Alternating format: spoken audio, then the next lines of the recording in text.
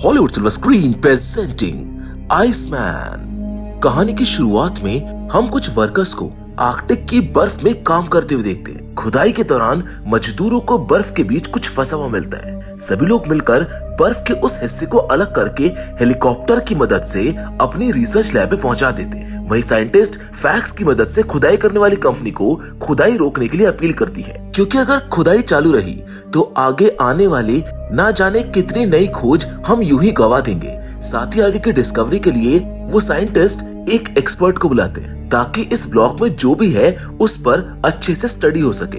इसीलिए कंपनी की तरफ से एंथ्रोपोलॉजिस्ट यानी इंसानों पर स्टडी करने वाले स्टैनली को भेज दिया जाता है। स्टैनली काफी लंबे समय से आर्कटिक रीजन की हिस्ट्री और कल्चर के बारे में पढ़ाई कर रहा होता है, इसीलिए उन्हें इस चीज के बारे में सबसे ज्यादा नॉलेज होती है। जल्द ही डॉक्टर स्टैनली का इंट्रोडक्शन उनकी गर्लफ्रेंड डॉक्टर डेन और बाकी वैज्ञानिकों से कराया जाता है, जिनका मानना है कि उनकी ये खोज इंसानियत को बदल देगी। इसके बाद साइंटिस्ट की एक टीम मिलकर एक लेजर मशीन की मदद से बड़ी सावधानी के साथ उस आइस ब्लॉक को काटती है ताकि उसमें मौजूद किसी भी चीज को कोई नुकसान ना हो। जल्द ही उन सब साइंटिस्ट की आंखें फटी की फटी रह जाती है, क्योंकि उस बर्फ के अंदर कोई जानवर नहीं बल्कि एक आइसमैन होता है। सैंपल को अच्छे से देखने के बाद स्टैनली बताते हैं कि ये आदमी 20,000 से 40,000 साल पुराना है। ये देखकर डॉक्टर डेन उनको बताती है कि हमारा प्लान है कि इस आदमी के छोटे छोटे टुकड़े करके दुनिया की बड़ी से बड़ी लैब्स में सैंपल के रूप में भेज दिया जाए ताकि इसके ऊपर अच्छे से रिसर्च की जा सके। जल्द ही बड़ी बड़ी मशीनों की मदद से आइसमैन के आसपास की बर्फ को अच्छे से पिघलाया जाता है। बर्फ के पिघलते ही आइसमैन के शरीर से टिश्यू सैंपल को कलेक्ट करके डॉक्टर डेन और उनकी टीम अलग अलग तरह के टेस्ट करती है, जिससे उनको पता चलता है कि बड़े चमत्कारी रूप से ये आदमी आज भी जिंदा है और इसकी बॉडी पूरी तरह से हेल्दी है। डॉक्टर डेन का मानना है कि इस आइसमैन के शरीर में किसी तरह के क्रायोजेनिक प्रोटेक्टर यानी ऐसे सब्सटेंस मौजूद हैं जो कम टेम्परेचर पर भी हमारी रक्षा करते हैं, जिस वजह से इसके शरीर को इन सब्सटेंस ने आज तक जिंदा रखा हुआ है। खैर वैज्ञानिक अपने टेस्ट कर ही रहे होते हैं कि तभी उन्हें उस आइसमैन की बॉडी में हलचल दिखाई देती है। ये देखकर सब लोग चौंक जाते हैं। जल्दी साइंटिस्ट उसको जिंदा करने का फैसला करते हैं और डिफिब्रिलाइजर की मदद से दोबारा उसको जिंदा कर लेते हैं। अब जैसे ही उस आइसमैन को होश आता है, वो अपने पास मास्क पहने लोगों को देखकर काफी घबरा जाता है। इसीलिए डॉक्टर स्टैनली अपना मास्क उतारकर उसको शांत करने लगते हैं और उसके शांत होते ही बाकी के साइंटिस्ट उसको नींद का एक इंजेक्शन देकर वहीं पर सुला देते हैं। अब सीन यहाँ से कट होता है, जहाँ पर हम सभी वैज्ञानिकों को आपस में बात करते हुए देखते हैं। जहाँ कुछ वैज्ञानिकों को लगता है कि इसके लिए उन्हें जल्द ही नोबेल प्राइज दिया जाएगा। साथ ही वो लोग आइसमैन के फ्यूचर को लेकर आपस में डिस्कस कर रहे होते हैं, जहाँ आर्किटेक्ट टीम क्रायो प्रोटेक्टर को विकसित करने पर जोर देती है, क्योंकि उनका मानना है कि इसकी मदद से हम जिंदगी और मौत से लड़ रहे मरीजों को तब तक फ्रीज करके रख सकते हैं जब तक कि हमें उसका इलाज ना मिल जाए। साथ ही अब तो उन्हें ये आइसमैन भी मिल गया है, यानी कि लोगों को फ्रीज करके लंबे समय तक जिंदा रखा जा सकता है। लेकिन स्टैनली इस बात का विरोध करते हुए वहाँ पर मौजूद बाकी वैज्ञानिकों को समझाता है कि ऑलरेडी धरती पर जनसंख्या काफी बढ़ चुकी है। अब अगर हम लोगों को फ्रीज करके रखने लग गए तो एक समय ऐसा आएगा जब धरती पर बिल्कुल भी जगह नहीं बचेगी। हालांकि सभी वैज्ञानिक उसकी बात को इग्नोर कर देते हैं, लेकिन बार बार लोगों को अपनी बात समझाने पर सभी लोग उसकी बात मान जाते हैं। साथ ही सभी वैज्ञानिक फैसला करते हैं कि हम इस बारे में मीडिया को कुछ भी नहीं बताएंगे, वरना ये खबर आग की तरह पूरी दुनिया में फैल जाएगी। इसी के साथ स्टैनली सबको आइडिया देता है कि हमें आइसमैन को स्टडी करने के लिए उसे वैसा ही एनवायरनमेंट देना चाहिए जैसा वो चाहता है। ऐसा करके हम प्राचीन समय के बारे में ज्यादा से ज्यादा जानकारी इकट्ठा कर सकेंगे। सभी वैज्ञानिक स्टैनली की बात मानकर उसे 2 हफ्ते का समय दे देते हैं और आइसमैन के लिए एक नेचुरल हैबिटेट तैयार कर देते हैं। जल्द ही आइसमैन की आंखें खुलती हैं और वो अपने आसपास के एनवायरनमेंट को देखता है। अपनी पुरानी जगह को देखकर आइसमैन काफी खुश हो जाता है। वो जंगली फलों में से जूस पीता है, चिड़िया के अंडे खाता है, शाम को पत्थरों की मदद से आग जलाकर अपने लिए खाना पकाता है और सुबह होते ही झरने के नीचे बैठकर अपने आप को साफ करता है। वैज्ञानिक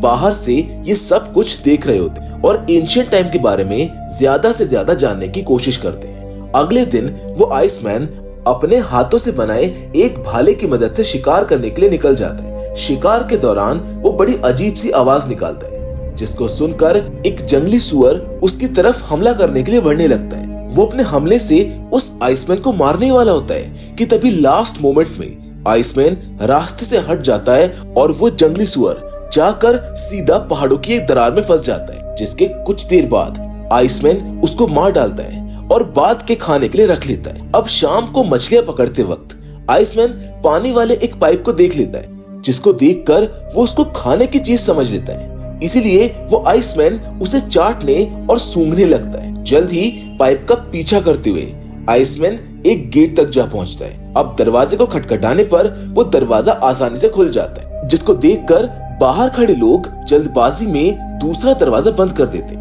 ताकि वो आइसमैन अंदर ना आ सके और चिल्ला चिल्ला कर आइसमैन को डराने की कोशिश करते हैं। इससे नाराज होकर आइसमैन झरने के ऊपर चढ़ने लगता है और जल्द ही उस मशीन तक पहुंच जाता है जहां से ये झरना चलाया जा रहा था।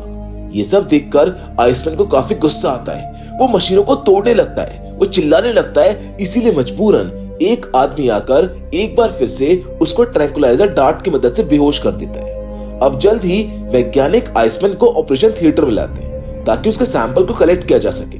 स्टैनली सबको काफी समझाता है, लेकिन कोई उसकी नहीं सुनता है। डॉक्टर डेन उसको समझाती है कि कभी कभी हमें अपने दिल को मजबूत करके कुछ ऐसी चीजों को भी एक्सेप्ट करना पड़ता है जो हम नहीं चाहते हैं। खैर, कुछ ही देर बाद स्टैनली डॉक्टर डेन को एक वीडियो दिखाता है जिसमें आदिवासी कबीले के लोग आग के पास डांस कर रहे होते, लेकिन उन्हें किसी तरह के कोई भी अल्सर या फफोले नहीं होते। जिसका जवाब देते हुए डॉक्टर डेन बताती है कि इसे नर्व ब्लॉक कहते हैं, इसी वजह से उन्हें कोई फर्क नहीं पड़ रहा है।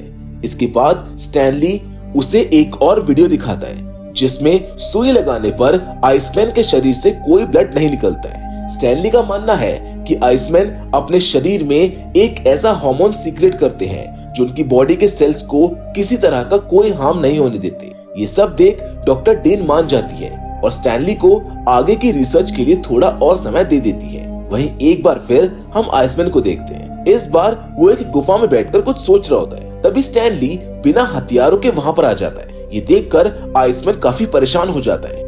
खुद को बचाने के लिए वो आइसमैन छुपने की भी कोशिश करता है, मगर स्टैनली धीरे धीरे उसके पास जा पहुंचता है। स्टैनली के पास आते ही आइसमैन उसके ऊपर हमला कर देता है और उसको नीचे गिराकर एक पत्थर से उसके ऊपर हमला करने वाला होता है कि तभी बाकी लोग ऊपर से चिल्ला देते हैं, जिससे स्टैनली बच जाता है। कुछ देर बाद आइसमैन स्टैनली को अच्छे से चेक करता है, वो उसको सूंघता है, उसके दांतों को देखता है। अब जैसे ही आइसमैन को ये भरोसा हो जाता है कि ये भी मेरी तरह इंसान है, तो वो स्टैनली को छोड़ देता है। स्टैनली उससे बात करने की कोशिश करता है, साथ ही उसको एक नाम देता है, चार्ली। इसी के साथ स्टैनली चार्ली को उसका नाम बोलना भी सिखाता है। स्टैनली चार्ली के गले में डले लॉकेट के बारे में उससे पूछता है, जिसका जवाब देते हुए चार्ली बीटा कहकर ऊपर की तरफ देखने लगता है, जिससे स्टैनली समझ जाता है कि बीटा कोई पक्षी है। चार्ली और भी बहुत कुछ बताने की कोशिश करता है, लेकिन स्टैनली उसकी भाषा को समझ नहीं पाता है। इसीलिए बाकी साइंटिस्ट मिलकर एक लैंग्वेज एक्सपर्ट मेबल को बुलाते हैं। मेबल आकर चार्ली की वीडियोस को देखती है, लेकिन उसके लिए इतना काफी नहीं था। इसीलिए वो स्टैनली से चार्ली के साथ ज्यादा से ज्यादा समय बिताने के लिए कहती है। स्टैनली चार्ली के साथ और टाइम स्पेंड करने लगता है, जहाँ चार्ली उसको अपने लैंग्वेज के बारे में बताता है। चार्ली स्टैनली के साथ अपना खाना शेयर करता है, वहीं स्टैनली चार्ली को सिंपल इंग्लिश सिखाने की कोशिश करता है। मेबल ये सब देखकर काफी इम्प्रेस होती है। अब एक रात चार्ली और स्टैनली आग के पास बैठे होते हैं। यहाँ स्टैनली गाना शुरू करके ये देखता है कि चार्ली भी जोर जोर से चिल्ला रहा है और गाने की कोशिश कर रहा है।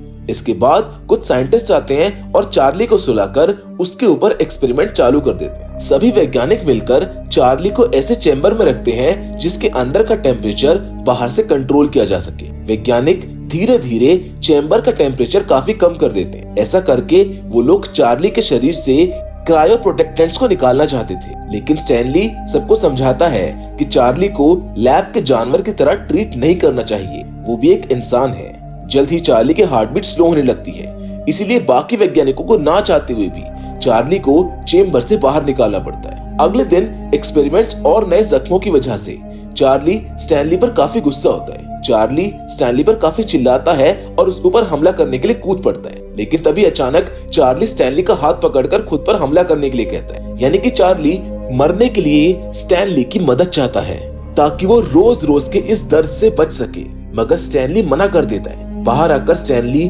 अपनी वाइफ डॉक्टर डेन से मदद मांगते हुए अपने साथ चार्ली के घर में चलने के लिए कहता है, क्योंकि स्टैनली का मानना है कि शायद एक फीमेल की प्रेजेंस से चार्ली में कोई बदलाव आ जाए या फिर वो कोई नई बात बता दे। खैर डॉक्टर डेन भी इसके लिए मान जाती है और जल्द ही चार्ली के सामने दोनों जा पहुंचते हैं। वहां पहुंचते ही वो दोनों देखते हैं कि चार्ली अपने जख्मी हाथों से जमीन पर एक बर्ड बना रहा होता है। ये सब देखकर डेन काफी नर्वस होती है, लेकिन जैसे चार्ली डेन को देखता है वो भागकर उसके पास आ जाता है। डेन को अच्छे से देखने के बाद चार्ली उसको सूंघने लगता है।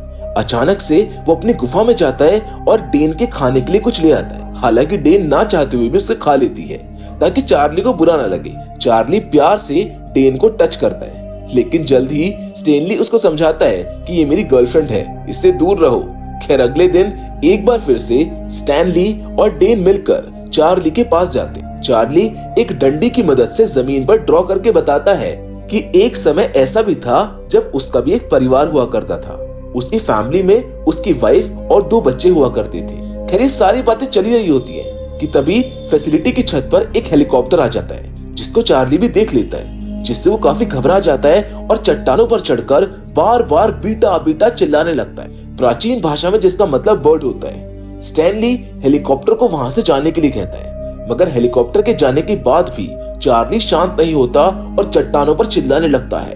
वो लगातार हेलीकॉप्टर के बारे में सोच रहा होता है। वहीं स्टैनली ये पता करने की कोशिश करता है कि आखिर बीटा शब्द का मतलब क्या है। इसीलिए वो यहाँ के लोकल लोगों से इस बारे में बात करता है, जहाँ पर उसको पता चलता है कि बीटा एक मिथिकल बर्ड का नाम है, जिसे गॉड का मैसेंजर भी कहा जाता है।